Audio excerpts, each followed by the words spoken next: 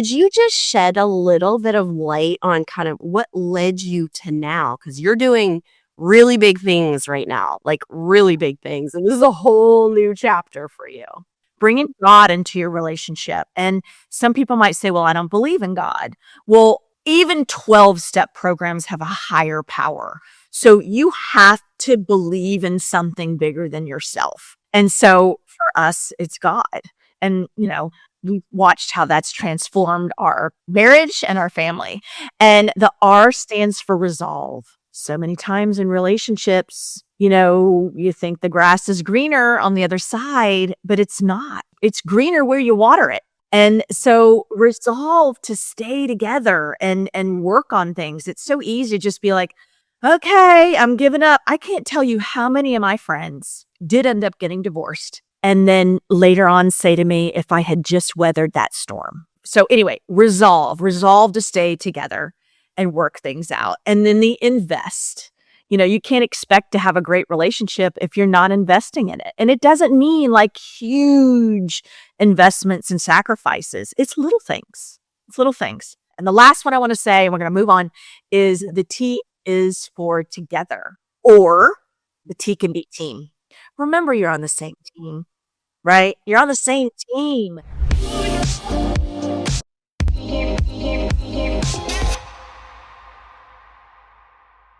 Hello and welcome back to the Jessica Papineau Show, Living Aligned, Styled with Purpose. Today, we have a very special guest that we have worked on having on for quite some time, but we've had technical difficulties here and scheduling issues here. But today she is on and she is on fire and she's ready to go. And it is the perfect timing to have Katherine Gordon here with us today. Hi, Katherine. I'm so happy that we made this work. I can't believe it. I always think when so many obstacles get in the way of me doing something, that there's a reason. And it must be because something impactful is going to happen. And I mean, how many times have we tried to do this? And even today, just so everybody knows, I had to make an emergency flight to Austin to see my daughter. I'm here now in her office trying to coordinate all this, not as dolled up as I'd like to be, but here knowing, and we couldn't even get on. It was the hardest thing to try to get on. And we're here. So we're going to talk about today all things reinvention, or really just that it's never too late to create the life that you want. Right. Yes, I love it. Okay, so here we're going to begin, Katherine, with just a little bit of your bio so people know a little bit about you. I think probably everyone that listens to my podcast and knows me well knows you, Katherine, because yes, I think so. Okay, so Katherine. If not, sorry to interrupt you. If not, they will by the time we're done. They will, and they will never forget. Right, will never forget you. Okay. So Katherine Gordon is a best-selling author. She's a speaker. She's a podcast host. She's the founder of Gordon Publishing, a company dedicated to helping authors create books that impact. She's also the host of Katherine for Real and the author of Relationship Grit. Known for her authenticity and heart, Katherine inspires others to build stronger relationships, embrace reinvention, which we're going to talk about today, and create the life that they were meant to live. So welcome, Katherine. I'm just so happy you're here. And I was just mentioning how those that know me probably know you because, we're friends and we know a lot of the same people. And, I met Katherine, I think about 2 years-ish ago. And, I always tell, the women in my community and the women that I serve and coach and style and all the things, that when you meet someone that is meant to be in your world, like that is meant to be almost like in your inner circle of like your family kind of person, when you meet them, there's a familiarity. I don't know if this resonates with you, but that is exactly 1,000%. right. Because that's about you. It's like when you Yes. you're like, as a matter of fact, you and I had communicated for the longest time without ever knowing each other, so much so, I mean, without ever seeing each other in person. So much so that I thought I had seen, like, it didn't even occur to me that I had never been face to face with you. And when I had our women's retreat and you came and you were standing outside in front of the hotel, I'm like, Jessica. And then we realized, like, oh my gosh, this is the first time we've actually been in physical, you know, proximity to each other. So I know exactly what you mean because I felt the same way about you. Yeah. Yes, and I'm saying that to say those that are listening, I wanna bring this to your attention because when that feeling comes up, pay attention to it. Because let me tell you, had I not paid attention when Catherine and I first connected, my life and my business and my friendships and everything would have been very different. And we can kinda dive into that as well, but today we wanna talk about reinvention. Catherine has had lots of different seasons in her life. She has been of support to her husband and everything that he does with, being this thought leader, global thought leader, and influential, thought leader in the world.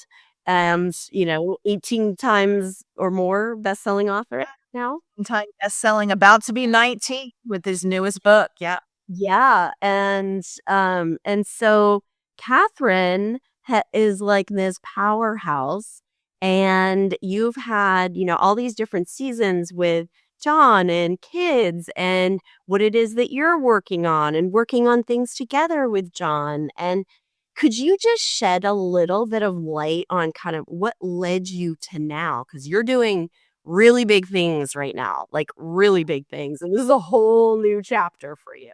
It is. So the first thing I want to say is this. When I met my husband almost 30 years ago, I was what, they call like a mover and shaker, right? In my town, I was single. I was, very successful top salesperson. And I was, out and about at all the events and the galas and all this stuff. And I was at the, had my own apartment, just all the things you think of. And met John. And so we got together, and John was also doing a lot of the same things I was doing. And there was this one night that things kind of came to a head, and he had a really big event that he needed to go to. And I had a big event that I needed to go to. And it was really kind of like who was more important. Now, I have to tell you, in my life and the way I grew up, which is a whole other story of watching my mom, really be in an abusive relationship and not be able to fulfill her destiny in a lot of ways. I always said I'll never, ever, ever take second place to a man. And here I was in this situation with John, and it was kind of like who was more important. I would have thought that I would have said like, oh, no, I'm more important, and it really, but it was an interesting thing. I kind of sat back and I thought, I really love this man and I really believe in him, and I'm, really want to get behind. I'm gonna get behind him, and I'm gonna support him in this season of our lives. And I made that decision, and believe me, my girlfriends who know me were like, oh my gosh, because this was so not me. I was very, very strong, still am, right? So, but I really felt like I am going to support this man. And I made that decision, and I did, and I got behind him. And he's went on to write 33 books and build all the training companies and all the things that we have. And there's a whole other thing on that because I wrote a book on relationship grit about how to have a great relationship. And so there's a way to do it. It doesn't mean you're railroaded. It doesn't mean you're disrespected. It just means that there are seasons in your life. And when you have a relationship where you both respect each other, then you can do those things. And so essentially what happened on the other side of that is my kids were off to college and I said, "Guess what, John? It's my turn." And he said, "Okay." And I started a podcast called Catherine for Real. And then I realized, I need to write a book on relationships because around that same time as all of our kids that were in the same grade were off to college, I started running into people that I knew whose, kids were off to college like mine and they were getting divorced or, one of them was having an affair or, I mean, it was like constant, battles being, taking place with these couples. And every single time I would have a conversation with one of them and they would pour their heart out, even though the situations were different, what they would share with me, it always boiled down to some very, very basic things. And it was one, you know, do you make each other feel wanted? And when I say that, I don't just mean sexually. That's important to feel, attractive and desired in that way, but I mean like relevant. So that and the other one was just, do you honor each other? And so when I started to listen to these situations that were happening, I was really kind of counseling people standing like in the, Publix aisle near the carrots. And I went home one day and I'm like, John, I really feel like we need to write a book on this. And we did. And that is where Relationship Grit was born. And so the title of my book, Relationship Grit, the grit is actually an acronym and it stands for God, resolve, invest, together. And we have a lot to talk about today, Jessica. So I could do a whole podcast just on relationship grit, but very quickly, I'll just tell you what that means. It means bringing God into your relationship. And some people might say, well, I don't believe in God. Well, even 12-step programs have a higher power. So you have to believe in something bigger than yourself. And so for us, it's God. And, we've watched how that's transformed our marriage and our family. And the R stands for resolve.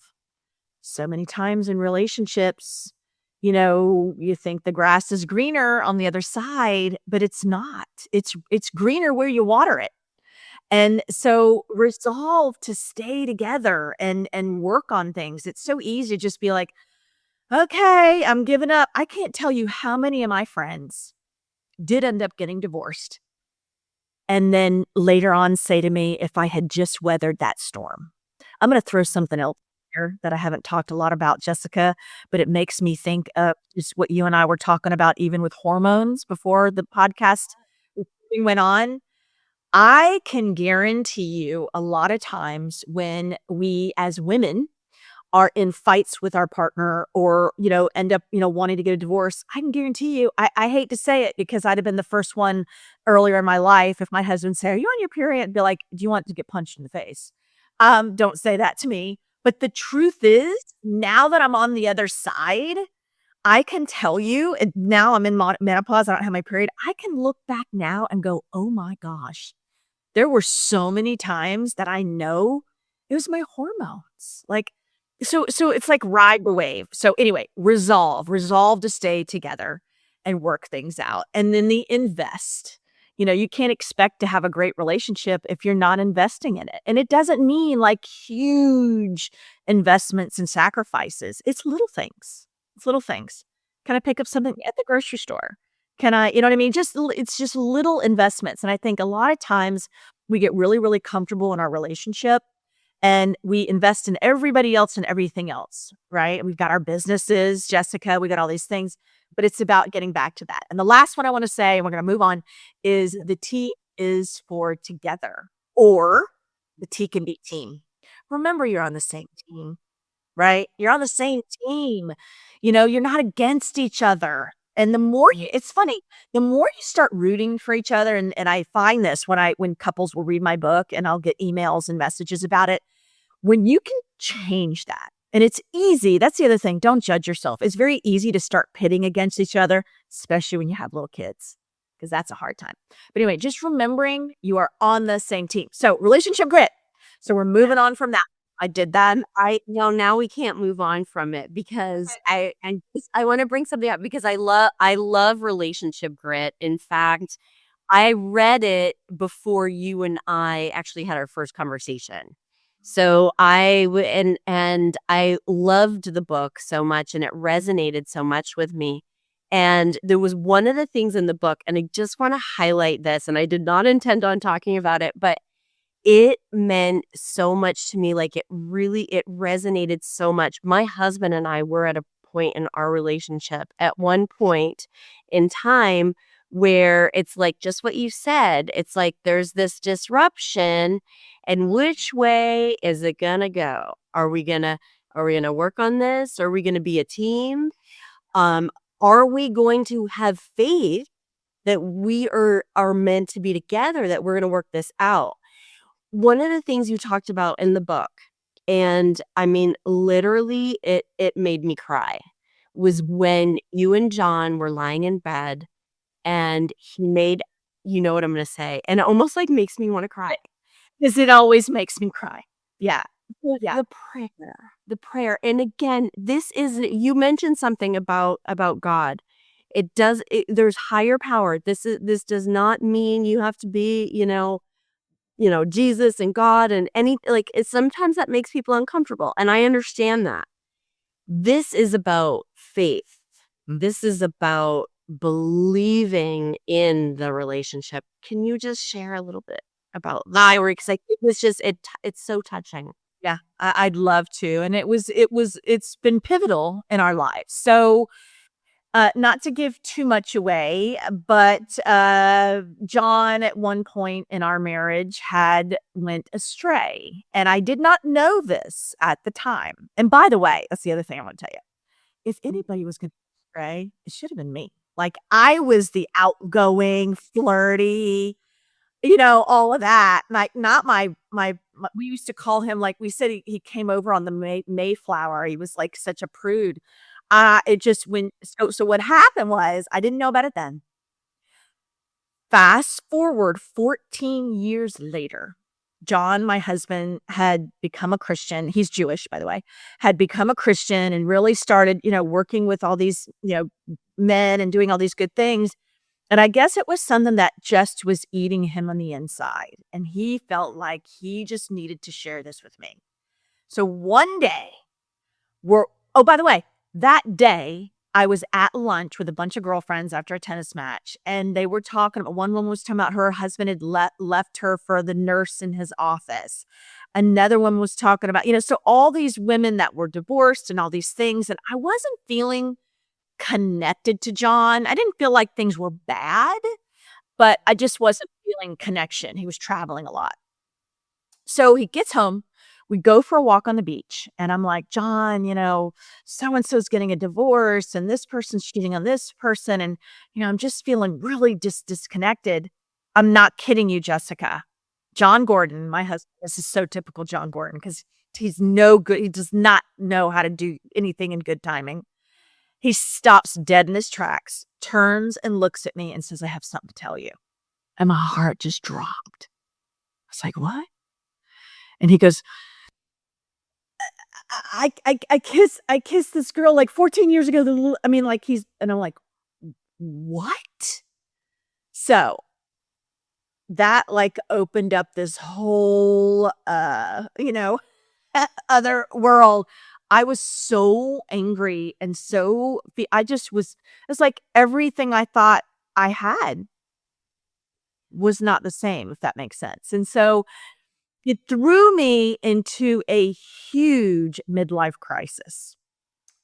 So one of the things I got to tell you that happened, and oh my gosh, people amaze me.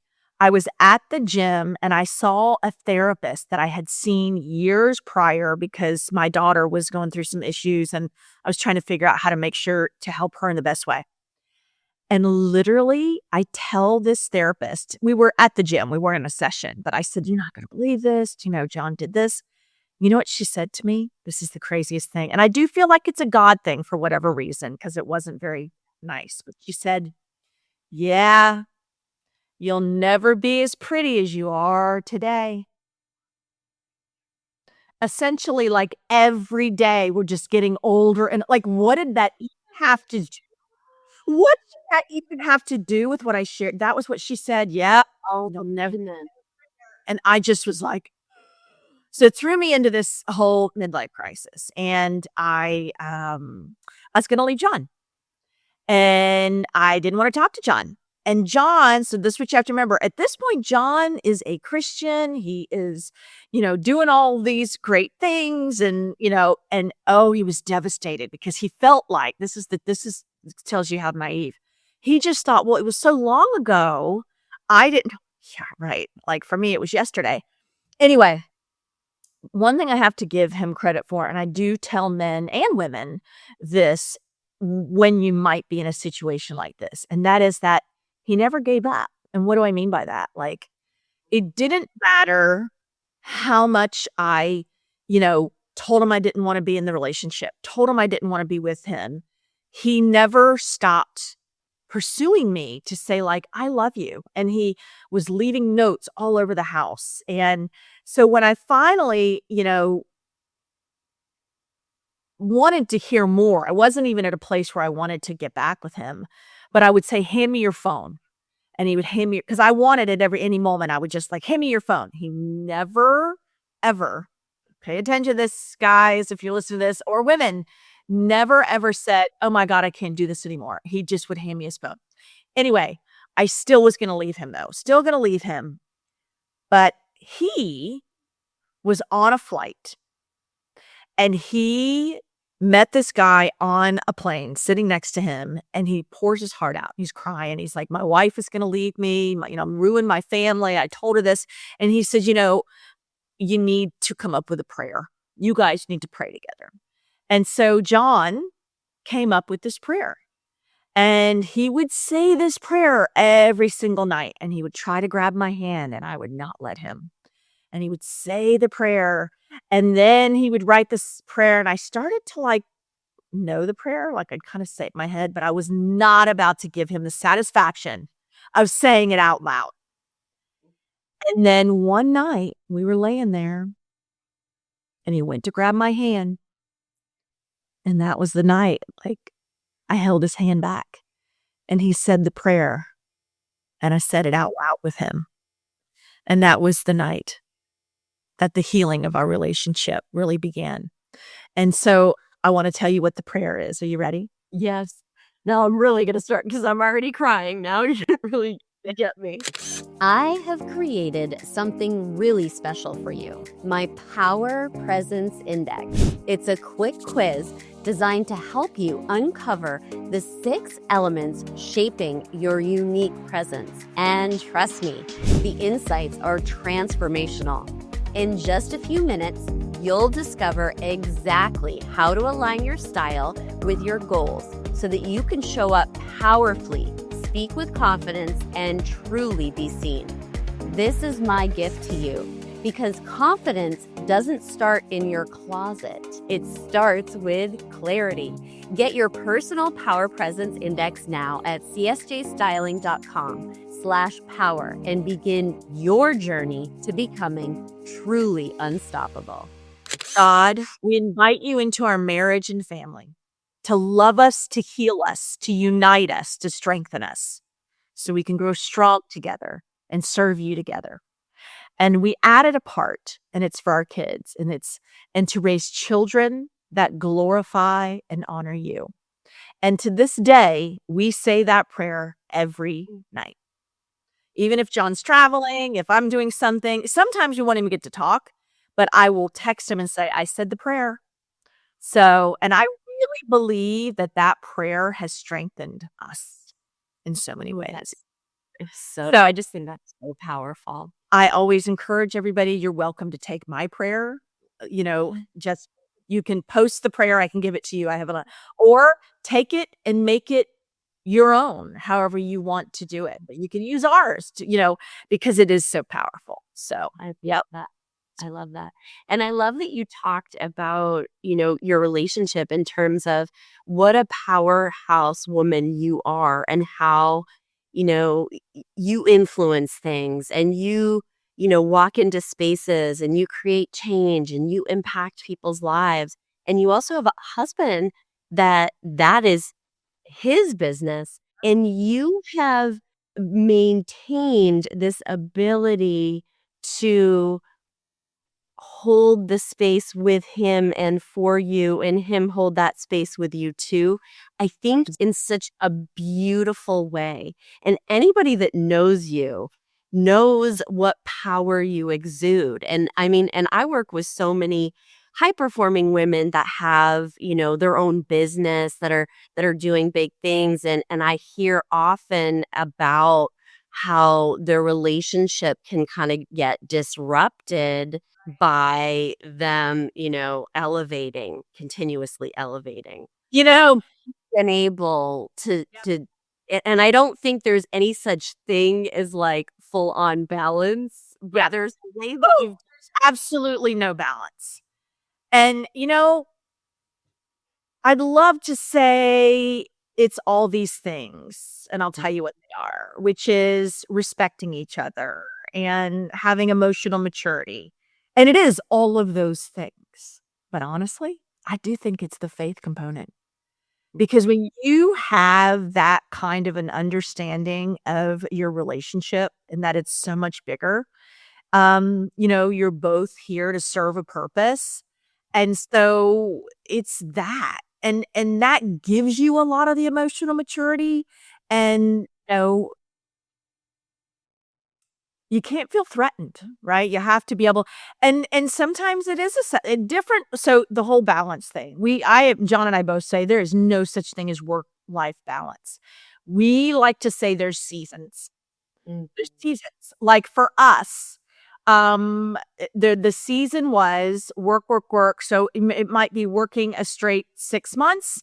And then we knew we were going to go take a vacation. So it was, but that's just the way we're entrepreneurs. So, it's a little different. And so, but it's about just having seasons in your life where, this is your season to rest and this is your season to work. And, I got to tell you something else. I've seen this transformation in couples. I've seen younger couples, and not always younger. Some of them are my age, where there is always this like fighting against each other. Not enough, but like who's more important. And an interesting thing happens when you give or support without keeping score. Like, so this isn't like, okay, but like really just turn it around and like, start giving support. Start complimenting. That's the other thing.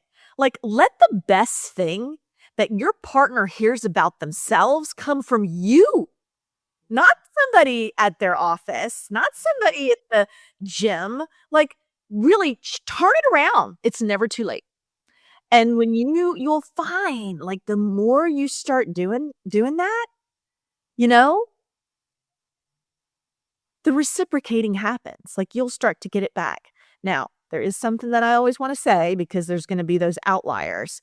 If you're married to like, an abusive, narcissistic, and you really know the difference between somebody who, has really a personality disorder versus somebody who's just in the stress grind and used to like everybody's fighting for themselves. There's a difference. But when you really do start to support your partner, things will change. And I saw that in John. And it's almost like a muscle. The more you do it, the stronger it gets. Yeah. Yeah.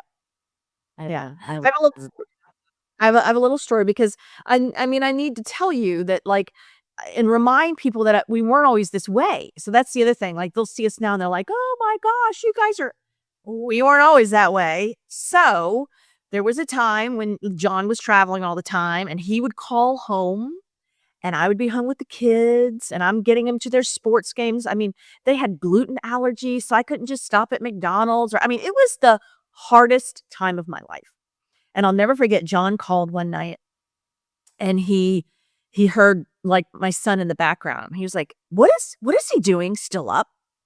And I just thought I was ready. I was ready to explode. Like, cause I can't even breathe. Right. And so, oh my gosh, Jessica, I just totally lost my train of thought on this, which is like, Oh my gosh, that's so I do it all the time. right, I'm so bad. And so okay, so he's like was saying that to me when I literally could not breathe. And then fast forward a couple weeks later, he's home. The kids woke up late. I woke up late. I'm in the kitchen. I've got my nightgown on. My hair's like a hare's nest. The kids have missed the bus. I'm trying to make lunches. Why? Because they have gluten allergies, so I have to send them lunch. So it was utter chaos. John comes strolling in the office with his, rolling luggage, and he's got his handsome suit on. And I mean, he looks really handsome. And I look like Medusa, right? And I looked at him, and this wave of insecurity and jealous when it came over me, like it almost took my breath away. I mean, the feeling of feeling so less than. And I wanted to cut him down. Like at that moment, I wanted to like say something nasty, like, I don't know, just something to make him not feel good, because here he was going out again and everybody was going to see John Gordon. And then meanwhile, I'm at home fighting for my life. Right. But it was the craziest thing. Like I got this thought and it was like, compliment him, just compliment him. And I turned around and I go, John Gordon, you look so handsome today. You just better watch yourself, because those ladies, they are all going to be checking you out. And Jessica, the look on his face and this like childish, it was like a boyish, like a smile, like, and I realized like, oh my gosh, like, first of all, we all want to feel wanted. We all want to feel desired. We all want to feel relevant, right? So that was like my first aha. And my point with that is that when I did that to him and I got that reaction, guess what? I felt better too. And it's not why I did it. I don't know why. I think it was a God thing. But then I started doing it more. And then it became easier. And guess what? Then it was coming back to me. And again, I wasn't doing it. But I'm saying, like, when you start to do this, it does change the dynamic of your relationship. So, compliment each other, lift each other up. Yeah. And I love that you are like, it's not just like all like roses and butterflies. Like you've been Through the hard times to get to this point where you've been able to, I guess the way that I would kind of describe it, because I've had this experience, is like fall in love with your husband a second time. Yes. And it happened to me too. And it's I just get really I got chills. Yeah. indescribable. It's indescribable because it's possible.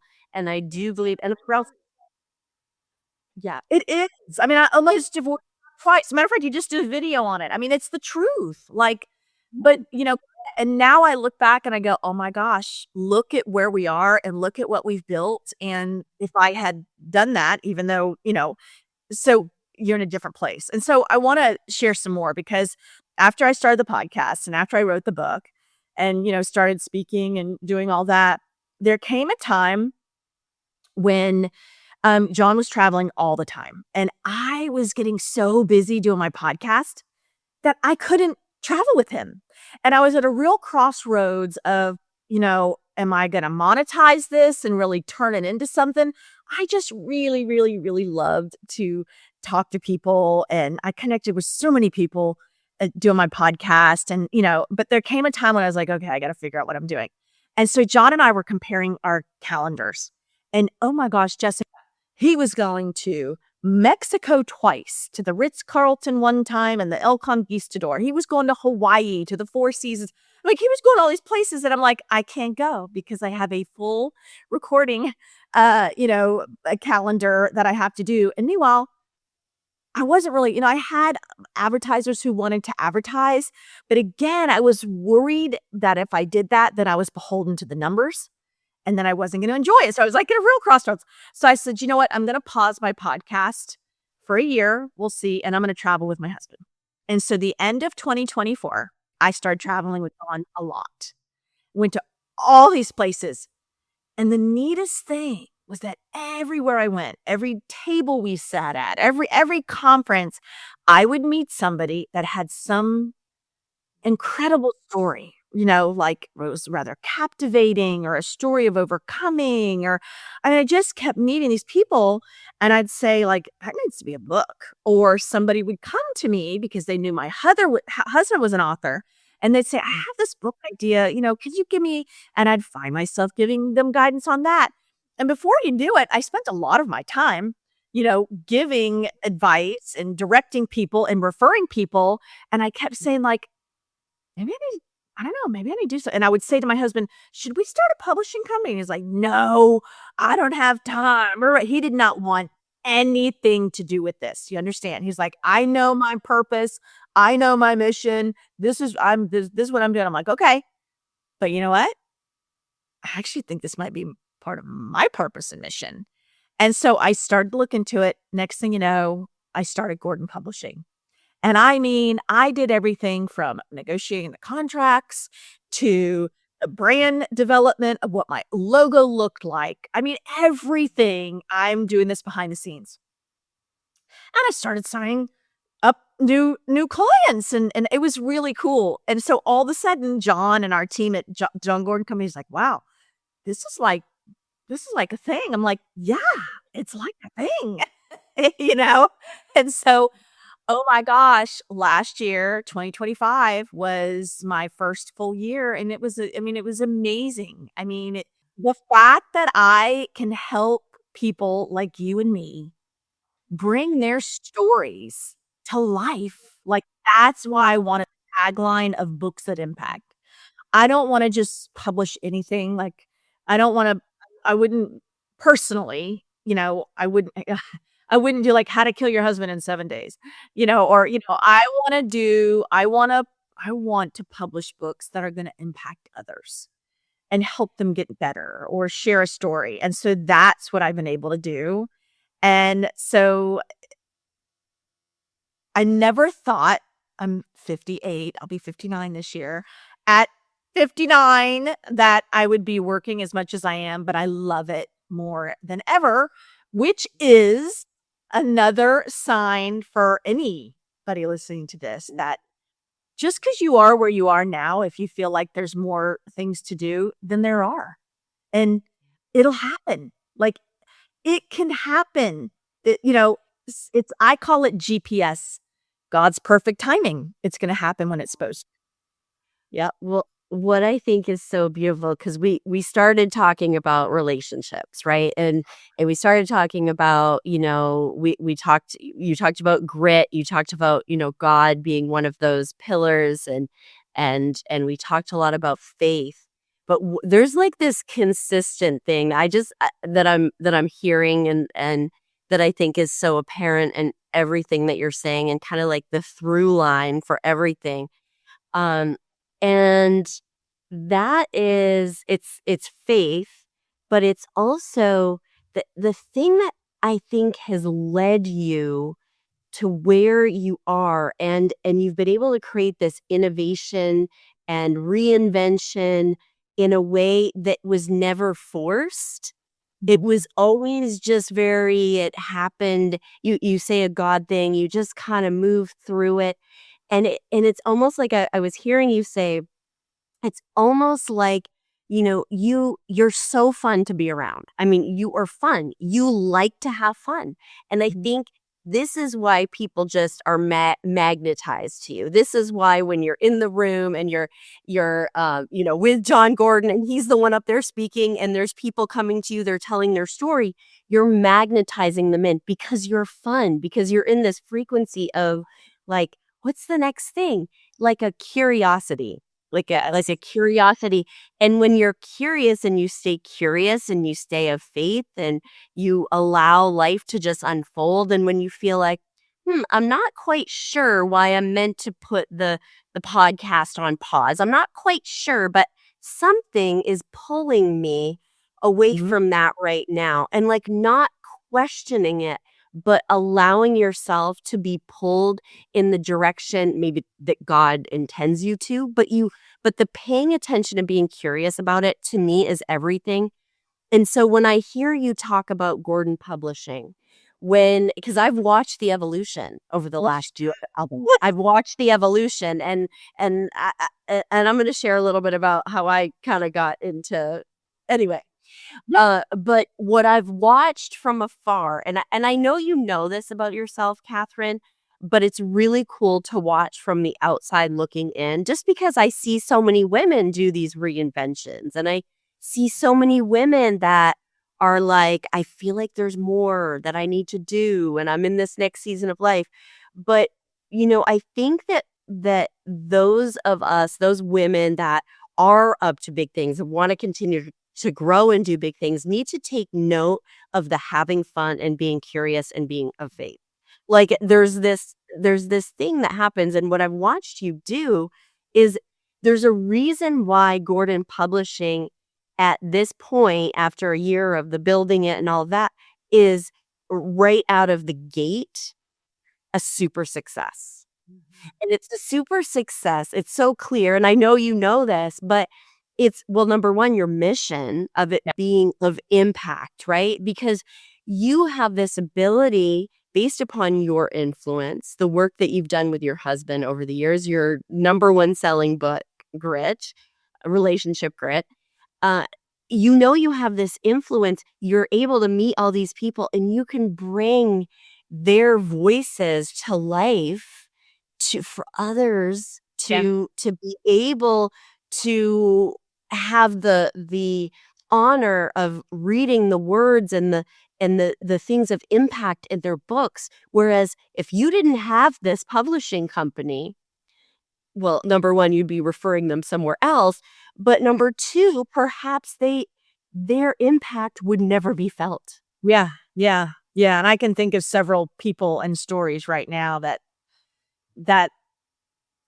is exactly what you're saying. When I think about it too, when you're saying this, I realize this. So many times we're tied into our identity, right? So for so long you were, Josie's mom, or, so you worked at, whatever it is, you had like you were a teacher, at this school, whatever, you have this identity. And for some reason, I think not for some reason, I think it's easy for us to stay in that, just stay in that. And I think that was one of my missions as I started to talk to the different people that want to publish a book, is that's what it is so many times. It is about like breaking out of your identity. The same with me. Like I could have stayed in the podcasting, because let me tell you something. That was a part of my identity. And I started this podcast, Catherine For Real. I was doing it when a lot of people weren't doing it. It was this, wow, she busted out with this podcast. And so to let that go, there's some ego tied into that, right? Like I was able to connect with so many people on this level. And then all of a sudden I wasn't going to have the podcast. But, you have to trust that, especially when you have that feeling inside of you that there's more. And I think most of us do. It's really just a matter of not knowing the path of what it looks like. But that's where trust comes in, really. And again, I think you said it earlier. What is it really? Faith. Faith. Yeah. Yeah. It's about having faith. Having faith that that's neat. I like the way that you tied it in, because ultimately that is the truth. So faith, right? Yeah. It's beautiful. It's beautiful. And I'm just going to like weave in our relationship to all of this, because when we first met, we built this relationship, this friendship where it was like, we felt like we already had been in person together, all these things. And you invited me to your women's retreat in Destin.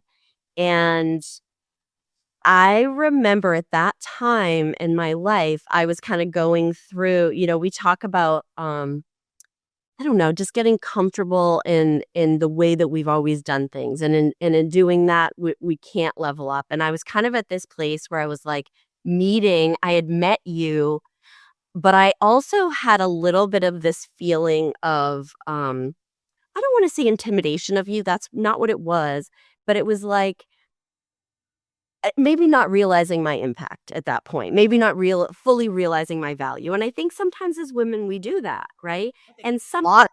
I think a lot of time. Yes, Yeah. a lot of times. And in doing that, sometimes we prevent ourselves from making decisions and doing things that would change our lives. And I remember, at that time, kind of going to some different events, going to some things. And I remember having these insecure feelings of like, do I deserve a place at the table with the other entrepreneurial women or do I? And what was so interesting was that I said yes. I went to the event and we had a hurricane here in Sarasota, Florida. I couldn't even fly out of Sarasota. It was Jacksonville. We had same thing. I'm driving across the heat. Yep. But I was like, I am going. Like, I knew I was meant to go there. And I remember that night, and it was everything was beautifully laid out, the dinner and all these women like that I didn't know. I only knew you. And we sat by the fire that night. We did a fireside chat. And that was the night that I made the decision because I felt so comfortable. I felt so included. And you have a way of doing this, Catherine, to really make people feel seen and heard and like they matter. And I remember sitting there and my story came through me. And it was part of my story that I hadn't even shared. And I know we're probably going over time here, but of course I like talking. It's just so crazy because it sounded like something. I mean, when it came out, I was like, that was, and I could look around and see everybody. It was so powerful and impactful. Like, wow. Yeah. So I share my story. This is before Gordon Publishing, mind you, before Gordon Publishing. And Melissa Ashton, Missy Ashton, who's now like one of my sisters. Yeah. She said, oh, wow, what a story. I think that's a book. There you go. You remember that moment? Excited. Let's fast forward, on the sidelines, you're building Gordon Publishing and I'm creating a book with Missy Ashton that will be published by Gordon Publishing. So let's go even further to say that I have created Gordon Kids and that Jessica and Melissa's book is going to be my inaugural children's book that's coming out. So it's all very exciting. I mean, your story, even when Missy was reading it at the second, you've come twice now to my retreats. Yeah. And she was reading it. Wow. It was so good. So I'm excited for the world to hear it. We got to get going on it. What's the latest? Oh, Missy is doing illustrations right now, and I got a glimpse of what started, and it's the whole thing is a God thing. I mean, we all and I think that's really what, today and having this conversation and sharing this podcast with my guests, it's about realizing possibility and like just leaning in, just experiencing your life, allowing yourself to experience the hard things and lean into the hard things so that we can also move through the beautiful, joyful things and we can create, which is what we're here to do. We're here to create and have fun while we're doing it. But there's also something else that I think we need to end with. Community is so important. And,